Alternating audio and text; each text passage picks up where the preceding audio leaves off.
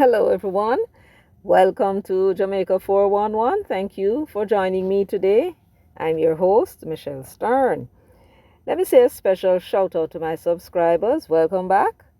Always lovely to have you and reading your comments. Yes, I do read the comments. So please keep the comments coming. If you're here with me for the first time, welcome. I hope that after watching and listening to this video, you will have found the truth that you came seeking. I do.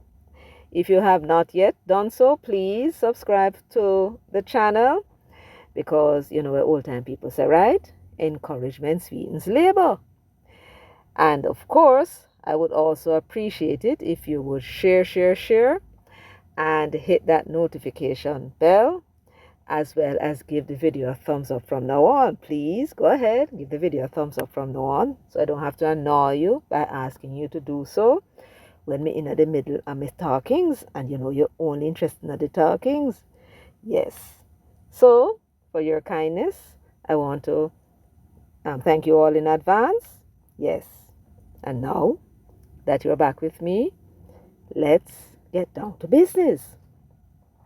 So, what is the business of today?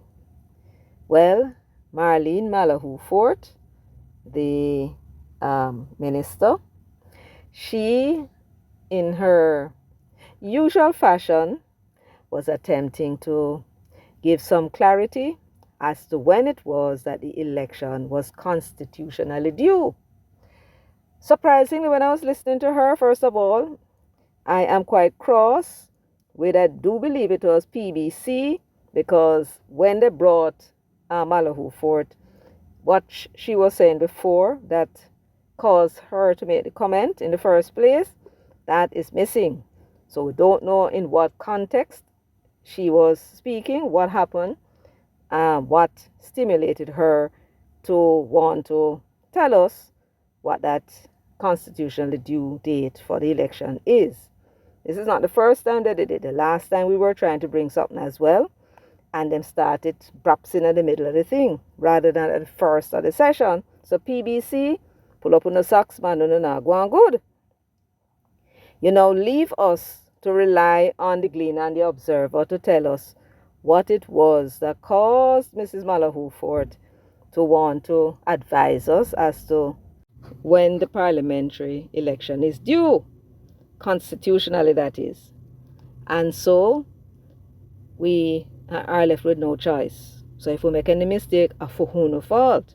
Anyway, let's listen to what Malahoo Forte had to say, and then I will come back with any clarity that I think that is needed so we can understand what the dickens she's talking about. What you said to that, you agree? Yes. On that point, I hear it often said that the elections are due by September. That is not constitutionally correct.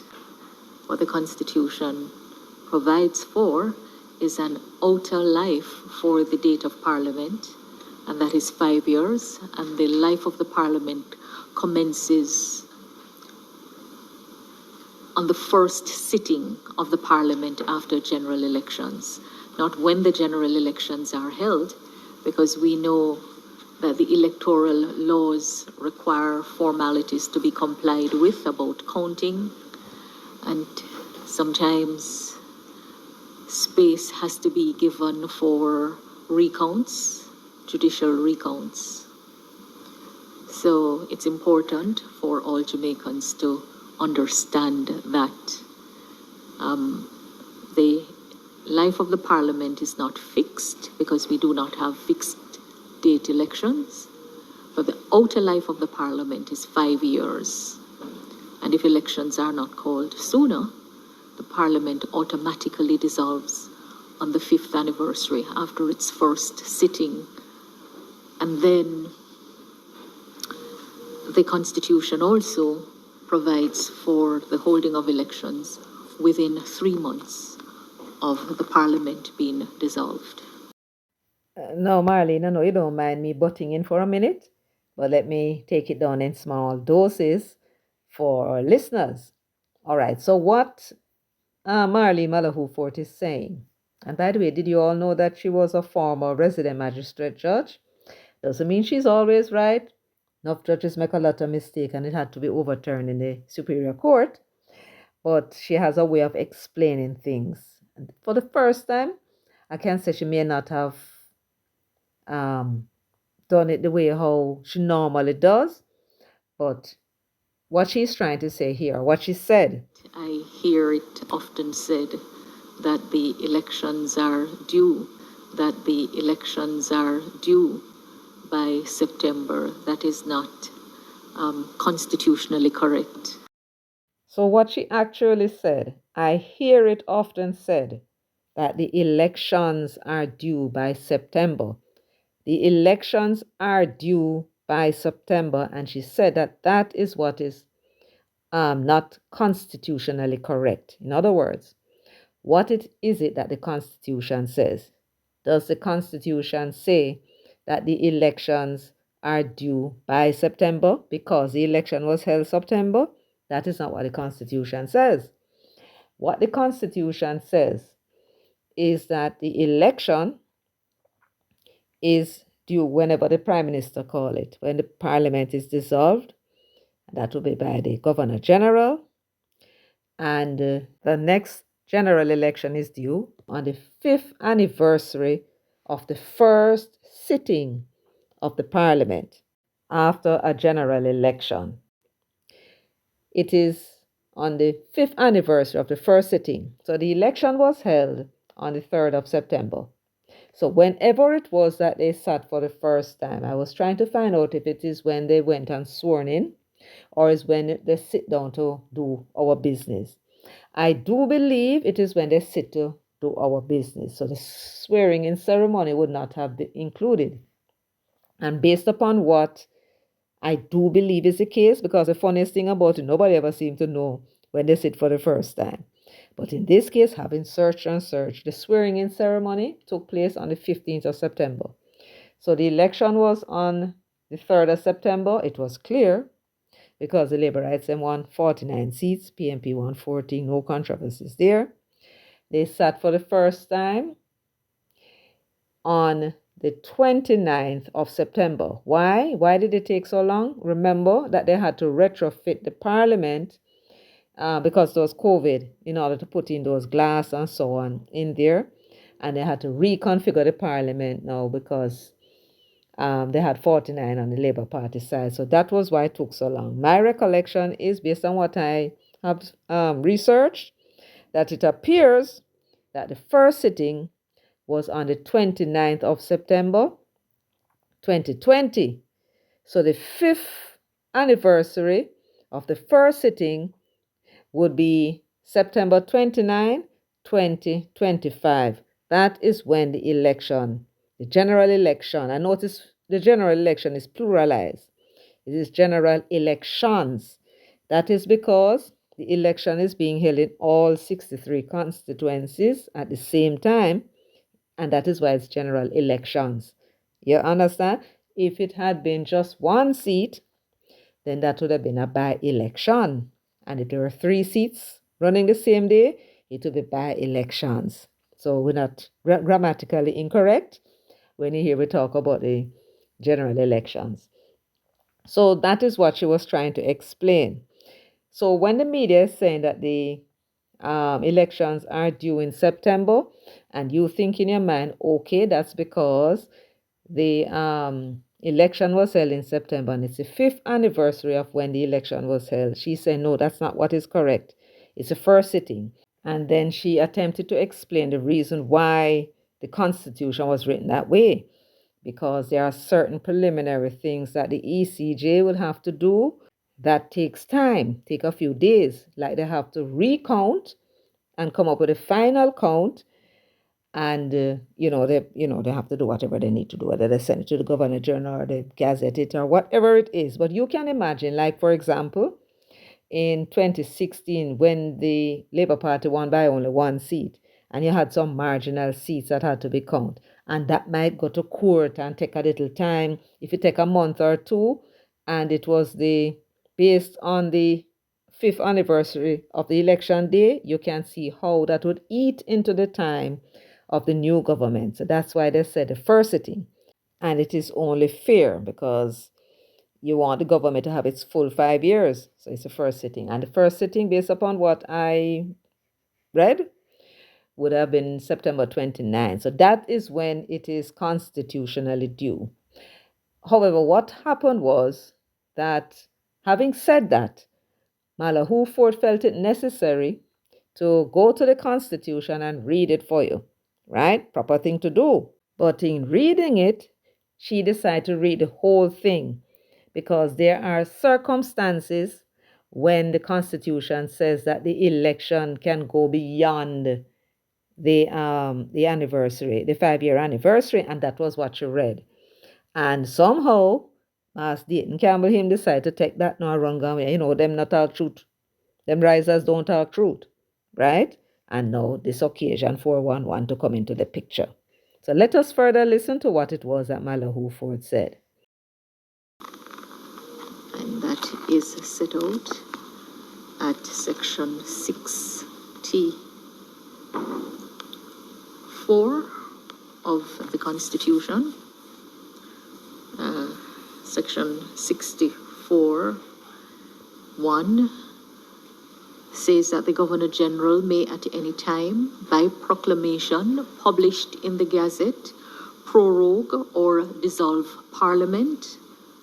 Subsection 2 provides that, subject to the provisions of subsection 3 of this section, Parliament, unless sooner dissolved, shall continue for 5 years from the date of its first sitting after any dissolution, and shall then stand dissolved.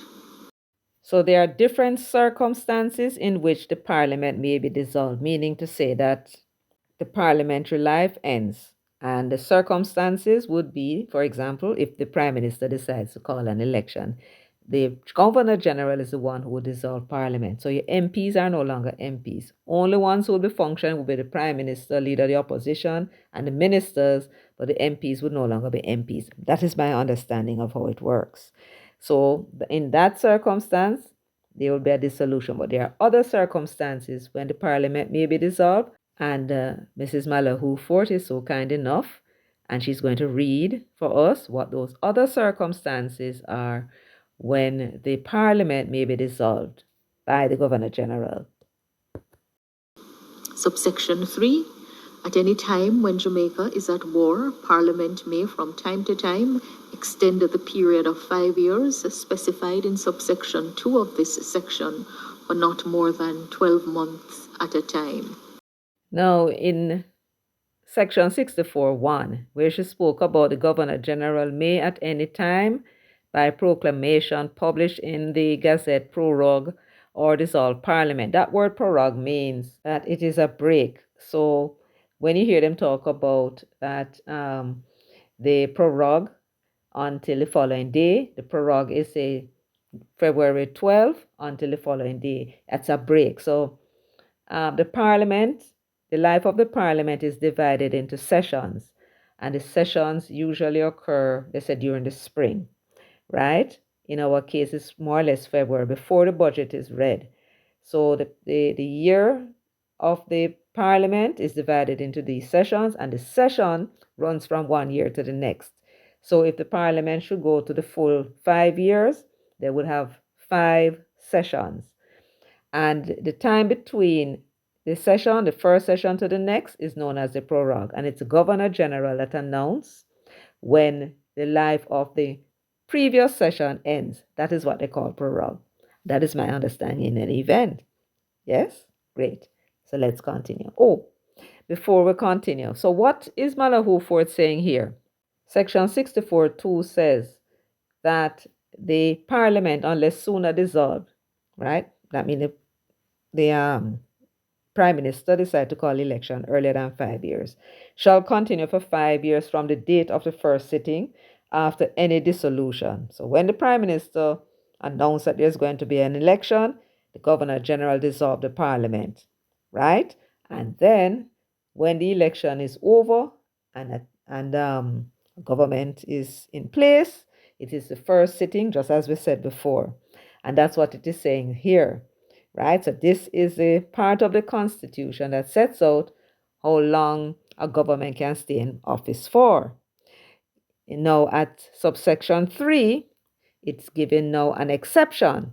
What happens if Jamaica is at war? Because we don't expect to be at peace. I mean, we don't know who will go war with we. Them knows if we would up with them dangerous, because we not a weapon. So most up we're going to send the box down people. That's a joke.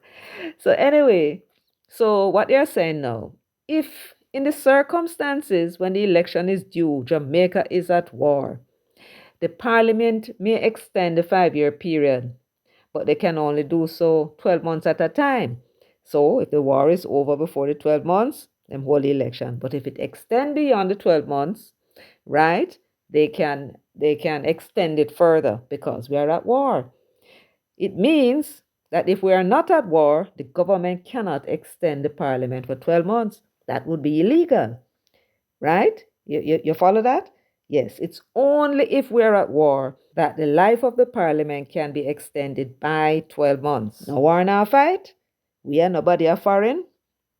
Now come humbug we and we declare war and them declare war on us. The government cannot use this provision to extend the life of the parliament. It would be illegal. Opposition would carry them go court, them would lose and have to call the election. Follow? Yes. And you heard for yourself, Malahoo Forte never said that that was what her government intended to do. She was reading from the Constitution. You saw that for yourself, don't it? Yes. So when Master Dayton Campbell came out and talking this and talking that, what is he trying to do?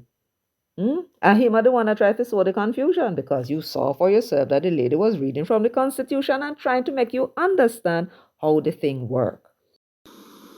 Subsection 3. At any time when Jamaica is at war, Parliament may from time to time extend the period of 5 years specified in subsection 2 of this section for not more than 12 months at a time, provided that the life of Parliament shall not be extended under this subsection for more than 2 years. In other words, war or no war, we can extend it the first time, but by 12 months, and we can do it a second time by another 12 months, a maximum of 2 years. Somehow or the other, war or no war, we're going to have to find a way to run the election at that point. That's what that is saying. So the maximum extension is for 2 years. Can't go beyond that.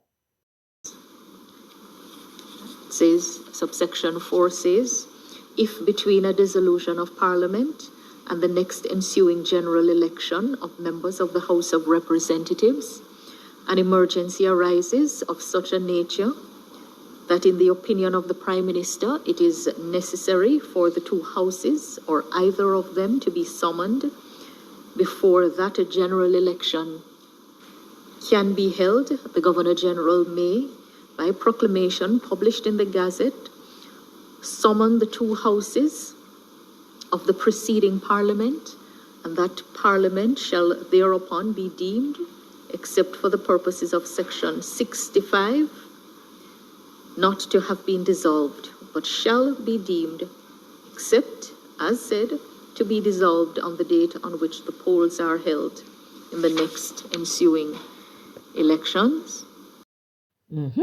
Well, this was a mouthful. Let's see if we can make head or tail of it. And this is one of the things with law, every single word in this subsection 4 is understood, but because the sentence is so long and we were never trained to read sentences this long, then we tend to lose concentration and think we don't understand it. But what we do, you must take it in pieces, clause by clause. So it says here now, if between a dissolution of Parliament and the ensuing general election of members to the House of Representatives. All right, so I'm talking about now the Member of Parliament. The Member of Parliament. So it says, if between the dissolution, so here's what happened now. So the Prime Minister decided that he's going to hold a general election. And so he advised the Governor General. The Governor General dissolves the Parliament. And an election date is named for the members of Parliament, right? The MPs. So it's in between them. So between the time when the Parliament was dissolved and election day, right? So it said the ensuing election of members of the House. So it's election day. An emergency was to occur of a nature that, in the opinion of the Prime Minister, it is necessary for the two houses or either of them to be summoned before that general election can be held. I don't know if this ever occurred in the island since independence, but the closest I would say it came to that would have been in 2007 when Portia announced the election. I do believe it was to be held August 25.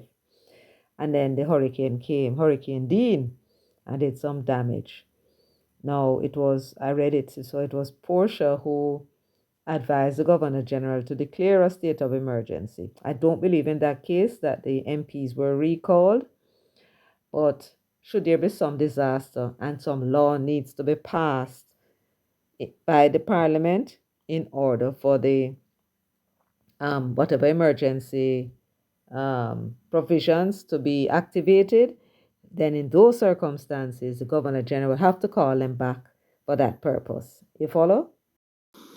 And it indicates that in the exercise of his powers under this section, the Governor General shall act in accordance with the advice to the Prime Minister, provided that if the House of Representatives, by a resolution which has received the affirmative vote of a majority of all the members thereof, has resolved that it has no confidence in the government, the Governor General shall, by proclamation published in the Gazette, dissolve Parliament. So it provides for the dissolution of Parliament where there is a no confidence vote.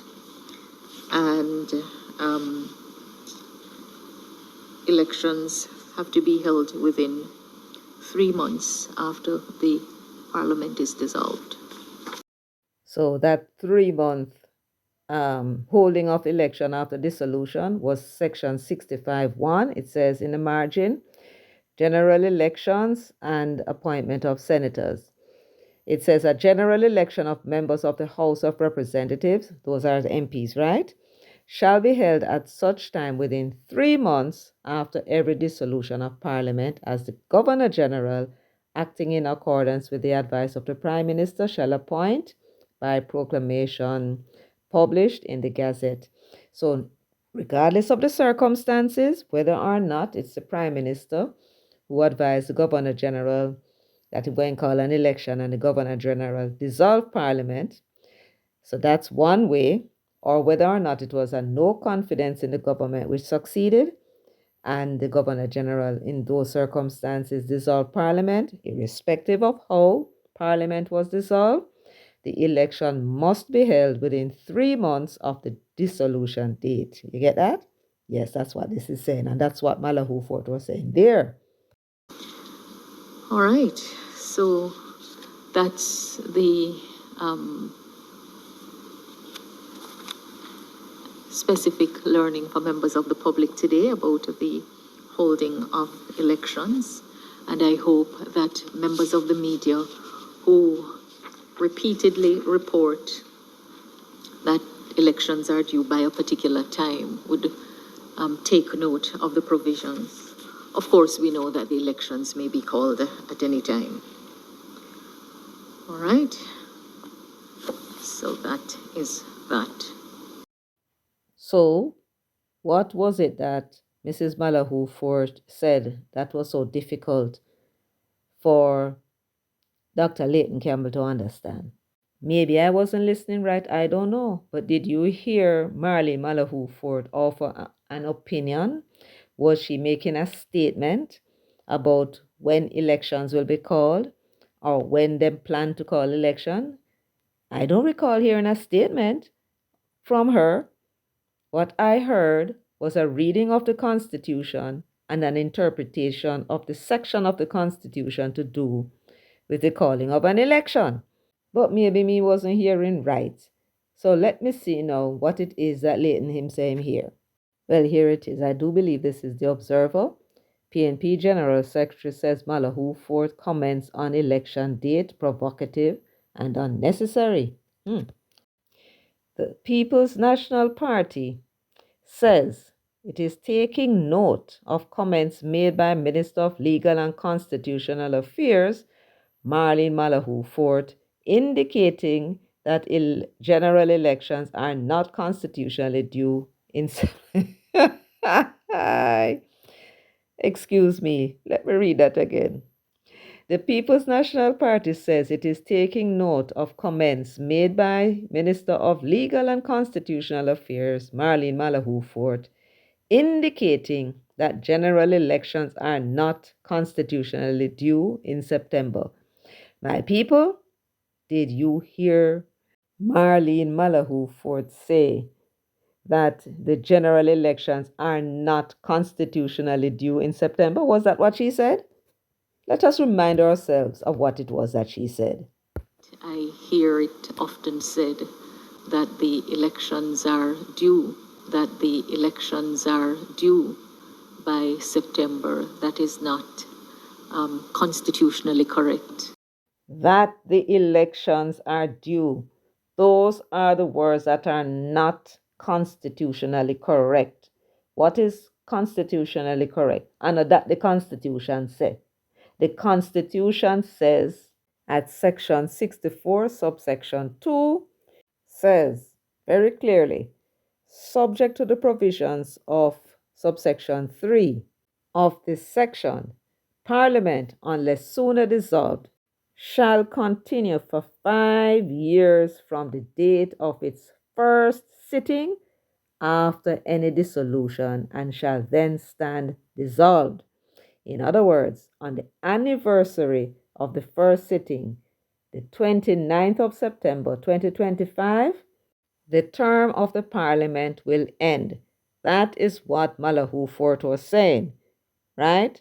The term of the parliament runs from the first sitting for 5 years until the anniversary of the first sitting. So it's going to run from the 29th of September 2020 until the 29th of September 2025. That's all that is saying. And after that, the parliamentary life for that period is over. That's what it's saying, and that is what this is explaining. And then it goes on to talk about in the case of an emergency or war, it can go on for, and it tells you how long.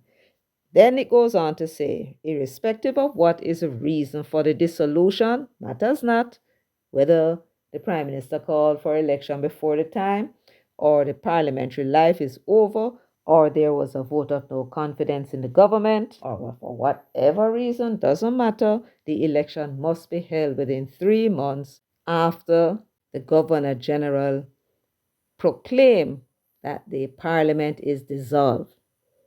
It must be done so that when Portia, Bruce, and Mas Andrew called the election in less than 5 years, and the Governor General at that time dissolved the Parliament, the time frame in which each of them was obliged to set the election date was within that 3-month period. And that was what they had done. That is what this section is saying.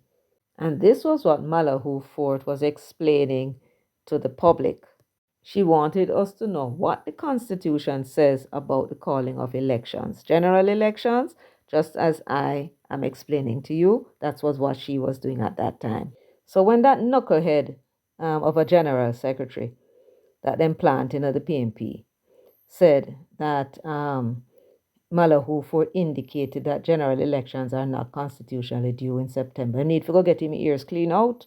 And if his hearing is okay, he obviously did not take the time to listen to what Malahoo Forte had actually said before he came to the press, running his mouth and making a fool of himself. And that he did all by himself. Him don't need no help from nobody else to do that. Well, folks, I don't think we need to detain ourselves any further on this matter. So let me thank you all for joining me, for sharing, liking, subscribing, and leaving your comments in the comments section. So until next time, take very good care of yourselves and walk good.